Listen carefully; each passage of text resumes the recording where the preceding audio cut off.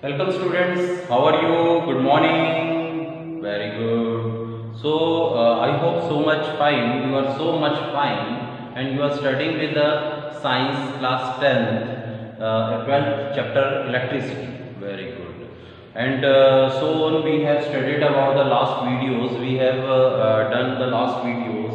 हमने last video में जो किया था वो हमने किया था जो हमने लिखे थे लास्ट जो है पैरेलल रेजिस्टेंस क्या होता है, सीरीज रेजिस्टेंस क्या होता है, इन दोनों के कॉम्बिनेशंस के बारे में हमने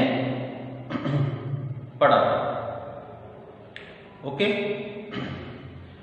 तो सीरीज रेजिस्टेंस और पैरेलल रेजिस्टेंस के बारे में जो हमने पढ़ा था उसके बारे में हमने उसका डेरिवेशन किया था, ठीक है।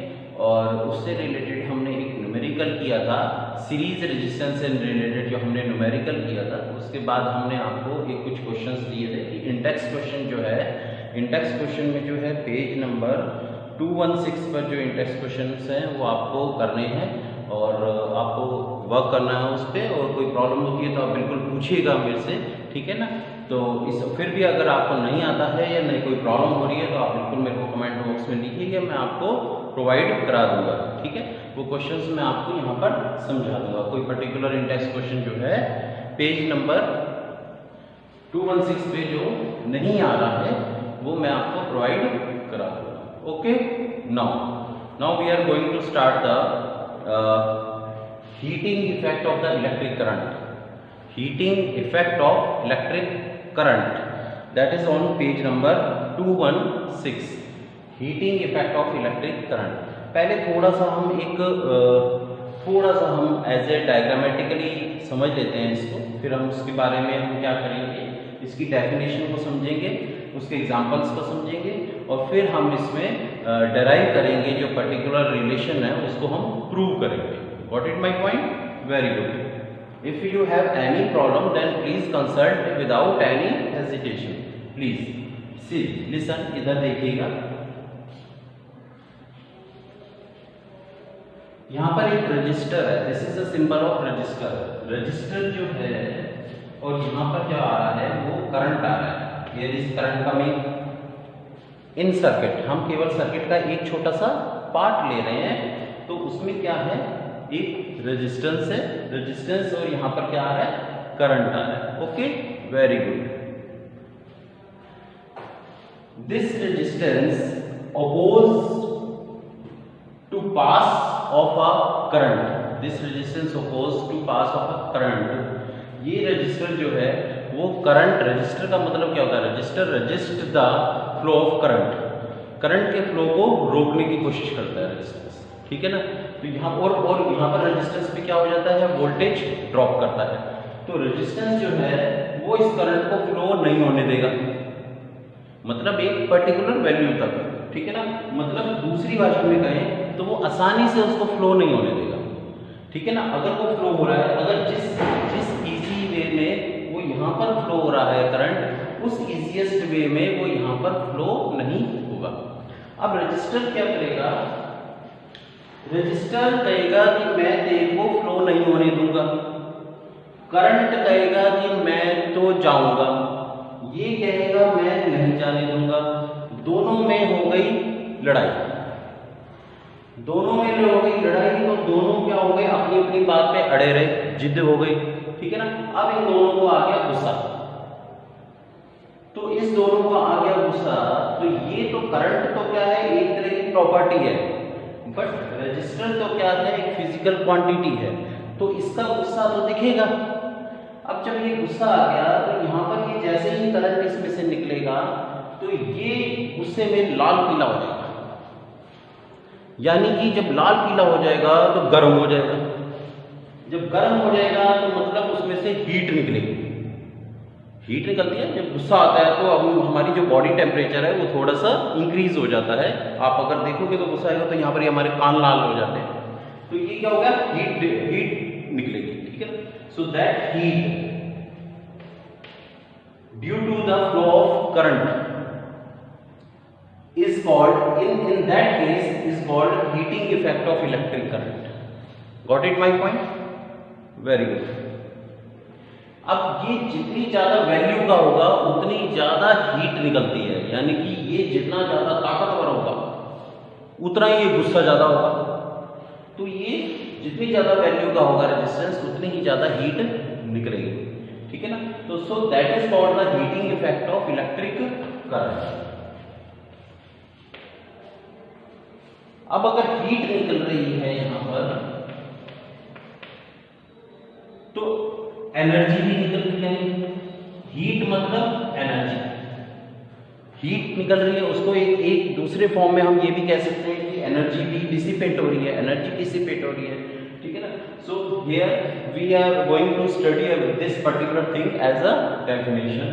सो the definition, when an electric current is supplied to an purely resistive conductor, जब एक सर्किट है जिसमें केवल रेजिस्टेंस लगा हुआ है तो वो प्योरली रेजिस्टिव कंडक्टर में से अगर इलेक्ट्रिक करंट सप्लाई की जाती है, उसमें से पास की जाती है, the energy of electric current, इस करंट की जो एनर्जी है, इस करंट की जो एनर्जी है, that energy of electric current is dissipated in the form of heat. This energy is dissipated, ये एनर्जी बाहर आएगी in the form of heat, heat की फॉर्म में एनर्जी क्या होगी, डिसिपेट होगी, ठीक है, in the form of heat.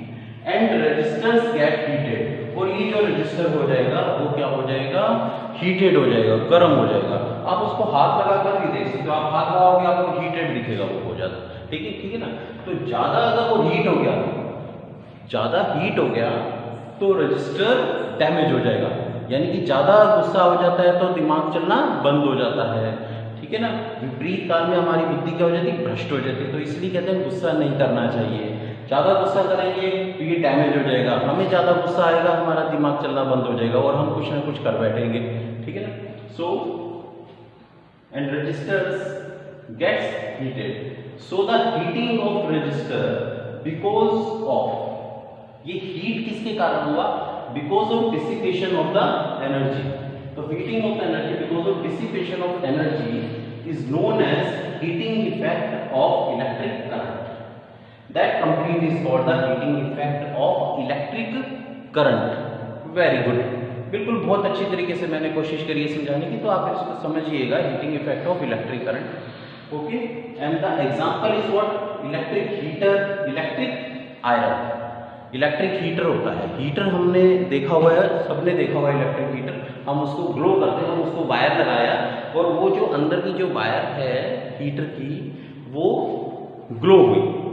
वो ग्लो क्यों हुई, वो उसको गुस्सा आया, गुस्सा आया क्यों आया, क्योंकि वो एक एलिमेंट है जो एक रेजिस्टिव एलिमेंट है, वो उस करंट को फ्लो नहीं होने देगा। जो वो करंट को फ्लो नहीं होने देता है क्योंकि उसकी रेजिस्टिविटी होती है ज़्यादा, जब रेजिस्टिविटी ज़्यादा होगी तो करंट कम फ्लो होगा। अब करंट तो अपनी जगह पर है, वो तो कहेगा मैं तो फ्लो होऊंगा, जब करंट फ्लो होगा तो वो होने नहीं देगा, इस कारण से वो गुस्से में लाल पीला हो जाता है, लाल होता है ना हीटिंग एलिमेंट, लाल हो जाता है और फिर उसको गुस्सा आता है और वो लाल हो जाता है और वो ग्लो करने लग जाता है, ठीक है ना। तो that is the electric heater. अगर उसमें से करंट इजीली पास हो गया तो वो ग्लो नहीं करेगा, वो गुस्सा नहीं होगा, वो शांत रहेगा, शांत रहेगा तो भैया अपना खाना कैसे बनेगा, ठीक है ना।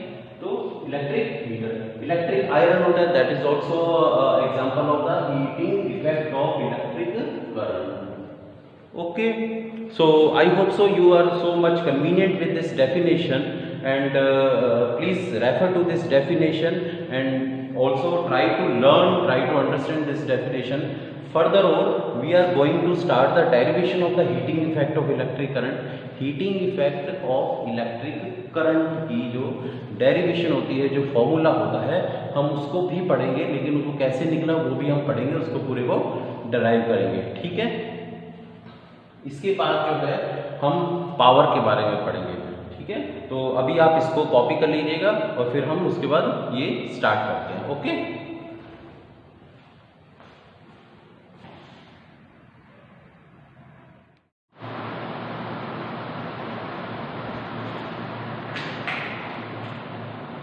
So now we are going to start the heating effect of electric current in this topic, derivation. Derivation of the heating effect of electric current, इसका क्या डेरिवेशन होगा, किस तरीके से हम फाइंड आउट करेंगे, ठीक है ना, वो हम अभी करते हैं, ठीक है। A current, let a current I, एक कंडक्टर है जिसमें से करंट आई फ्लो कर रहा है, और उस कंडक्टर मतलब क्या है एग्जैक्टली में, वो रजिस्टर है जिसमें से करंट आई फ्लो कर रहा है।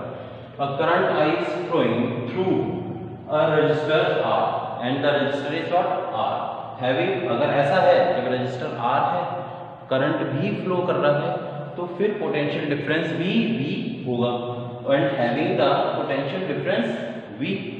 Okay, so in time t, एक पर्टिकुलर टाइम t में जो चार्ज फ्लो होंगे उसके अक्रॉस, एक पर्टिकुलर यूनिट टाइम t में जो चार्ज फ्लो होंगे, ठीक है ना, उसके अक्रॉस जो है चार्ज फ्लो हो रहे हैं, और फिर वर्क डन क्या होगा। Now the what is the work done, देखो भाई ऐसा है, अगर एक रजिस्टर है, उस रजिस्टर में से करंट फ्लो कर रहे हैं, रजिस्टर में से करंट फ्लो कर रहे हैं, तो उसमें V भी होगा, यानी वोल्टेज भी होगा, वोल्टेज होगा, करंट भी होगा, रजिस्टर भी है, ठीक है ना। अब अगर करंट है तो डेफिनेटली उसमें से चार्ज फ्लो कर रहे हैं, तो एक पर्टिकुलर यूनिट टाइम में वो जो चार्ज फ्लो कर रहे हैं उसके बारे में बात कर रहे हैं, और अगर वो चार्ज फ्लो करेंगे तो डेफिनेटली है वर्क डन भी होगा। मैंने आपको ये पहले बता रखा है, पोटेंशियल डिफरेंस वाले जो टॉपिक है उसमें आप देखिएगा, जब चार्ज फ्लो हो रहा है तो फिर वर्क डन भी होगा, ठीक है ना। अब जब काम होगा, जब वर्क डन होगा, तो हमारी मेहनत भी लगेगी, एनर्जी भी कंज्यूम होगी, ठीक है ना, एनर्जी भी होगी। अगर ऐसा होगा तो गर्मी भी आएगी, हीट भी आएगी, ठीक है ना। अगर ऐसा होगा तो फिर हमारी जो पावर है वो क्या होगी, कंज्यूम भी होगी। Now these all are related to each other. Got it my point? Now come to the point. The work done equal to क्या हो जाएगा, वोल्टेज इनटू चार्ज। हमने पढ़ा था, क्या पढ़ा था हमने, पोटेंशियल डिफरेंस इक्वल टू, हमने ये पढ़ा था potential difference equal to W work done upon charge. ये हमने ये पढ़ रखा है रिलेशन, तो हम इससे वर्क डन निकालेंगे, work done equal to V into Q। तो वर्क डन इक्वल टू क्या हो जाएगा, V इंटू Q।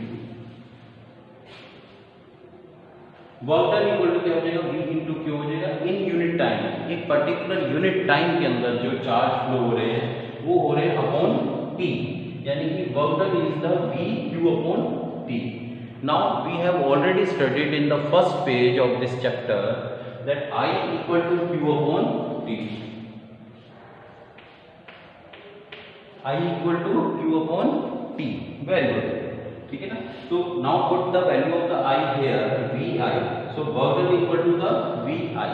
अब मैंने आपको क्या कहा है, जब काम हो रहा है, जब काम हो रहा है तो एनर्जी भी होगी, ठीक है ना। तो सोर्स मस्ट सप्लाई, वो जो सोर्स है, सोर्स क्या चीज होती है, जो रेजिस्टेंस लगा हुआ है, जिस रेजिस्टेंस पर करंट अप्लाई हो रहा है, जिस रजिस्टर पर वोल्टेज बन रही है, जिस रजिस्टर पर चार्ज फ्लो हो रहा है, जिस रजिस्टर पर वर्क डन लग रहा है, तो वो that is called a source. तो वो सप्लाई करेगा एनर्जी, वो क्या सप्लाई करेगा, एनर्जी सप्लाई करेगा। आपको मैंने बताया था हीटिंग ऑफ इलेक्ट्रिक करंट में, वो जब जैसे ही उसमें से करंट फ्लो होगा तो हीट निकलेगी, एनर्जी निकलेगी, और पावर भी होगी, ठीक है ना। तो source must supply energy equal to work done, जितना काम किया जा रहा है उसके अकॉर्डिंगली ही उतनी ही एनर्जी निकलेगी। क्योंकि हमने एक पहले क्वेश्चन भी किया था, find out the work done, बिल्कुल वैसा ही ये क्वेश्चन था, what is the energy dissipated here, ठीक है ना। तो that work done is also energy, जितनी वर्क डन हो रहा है उतना ही एनर्जी बन रही है, ठीक है। तो हम यहाँ पर W की जगह क्या लिख सकते हैं, E लिख सकते हैं, E, ठीक है ना, E इक्वल टू VI। अब E is also called the P, why, energy, कितनी एनर्जी निकल रही है, that it means how much power is dissipated here और how much power is consumed here, कितनी पावर कंज्यूम हो रही है, यानी एनर्जी तो निकली है, हम जब वर्क डन कर रहे हैं तो कितनी पावर कंज्यूम हो रही है उसके अंदर, कितनी पावर कंज्यूम हो रही है, so that is the power. So E is also a power, so power equal to VI, so that is the important relation, that is the important relation on the behalf of the equations, also numericals, power P equal to V into I, ठीक है ना। तो इस चीज को आप याद रखिएगा, पावर P को फाइंड करने का फॉर्मूला क्या हो जाएगा, V into I, ठीक है ना। अभी हम उसके बाद अलग से पावर के बारे में भी बात करेंगे, तो अभी आप ये देखिएगा।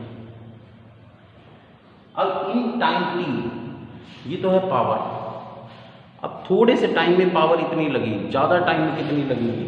सो the power equal to V I into T. अगर एक पर्टिकुलर टाइम पीरियड है उसमें कितनी पावर लग रही है, तो P equal to V I T, ठीक है ना। अब हम इसको also amount of the heat produced in time T. अब ये जो पावर हो रही है, अब ये जो पावर कंज्यूम हो रही है, it is also equal to the amount of heat, कि कितनी हीट डेवलप्ड हो रही है। जितनी पावर निकल रही है दैट इट मीन्स कितनी हीट निकल रही है। So we can say here H equal to V I T. अब इसको हम हीट की फॉर्म में ले रहे हैं। क्यों ले रहे हैं हीट की फॉर्म में? क्योंकि हम समझ रहे हैं heating effect of electric current. अगर heating effect of electric current की डेरिवेशन करनी है तो हमें उस सब को हीट की फॉर्म में लेना होगा, ठीक है। तो H equal to V I T and we know that V equal to I R, ठीक है ना, V equal to I R, ठीक है। तो हम यहाँ पर कर लेंगे H इक्वल टू V की जगह पर हमने क्या रख दिया, आई आर रख दिया, और ऊपर से ये आई आ गया, तो यहाँ पर T आ गया। So what we get here, H equal to I square R T, H equal to I square R T. That it means that is the heat produced in time t at this resistor, ठीक है ना। So heat equal to I square R T के बराबर होगा। So that is exactly the heating effect of electric current. ये heating effect of electric current का main formula है, ठीक है। And it is also called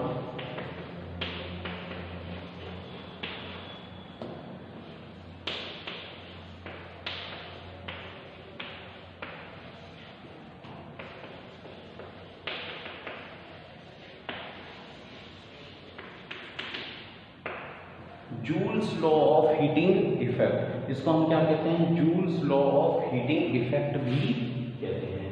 तो ये ध्यान रखना, इस नाम से भी आएगा क्वेश्चन, इस नाम से भी आ सकता है, Joule's, what is the Joule's law of heating effect. So that completely is the Joule, also called the Joule's law of heating effect and also called the heating effect of the electric current simply. So if that particular relation will come in the board that derive the Joule's law of heating effect, then you have to start throughout this use by definition. Got it my point? Very good. Now according to this relation what we get here, हम इस relation से हमें क्या पता लगा कि जो heating effect जो है that is equal to the square or that is directly proportional to the square of the current, that is also directly proportional to the resistance, that is also directly proportional to the time. Repeat कर रहा हूँ मैं। So according to this Joule's law of heating, what we have concluded, हमने क्या conclusion निकाला? So that the heat produced in time t at a particular resistor or a conductor, then H equal to that H is directly proportional to the square of the current. Please refer to the book को refer करें, page number 217 पर। 217 पर ऊपर जो है वो diagram बना हुआ है।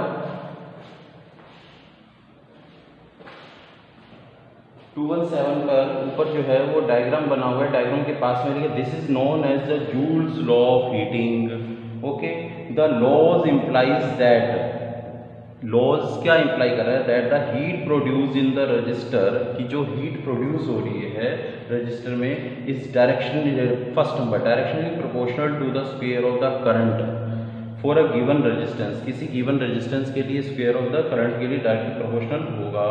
Is also directly proportional to the resistance of a given current, ठीक है ना। उस डायरेक्शनली प्रोपोर्शनल किसके होगा, रेजिस्टेंस के होगा, किसी उस करंट के लिए। And directly proportional to the time for which current flow, जिसके लिए करंट फ्लो हो रहा है, ठीक है ना। और इसके बाद ऐसा कुछ नहीं दे रखा, ठीक है। सो यहाँ तक अपने को करना है, जहाँ तक हम कर लेंगे ये तीनों चीज़ें हमारे इसके अंदर नेक्स्ट में होनी चाहिए, ध्यान रखना। So that heat is directly proportional to the square of current, directly proportional to the resistance and directly proportional to the time t। ठीक है ना, ये अलग अलग 3 पॉइंट्स के अंदर इसके बाद लास्ट में होना चाहिए। Got it my point? So कोई प्रॉब्लम नहीं होगी, हम heating effect of electric current को पढ़ चुके हैं, समझ चुके हैं। ठीक है ना, इसके बाद हम इलेक्ट्रिक पावर की बात करते हैं। ठीक है, आप इसको कॉपी कर लीजिएगा और फिर उसके बाद वर्क करिएगा।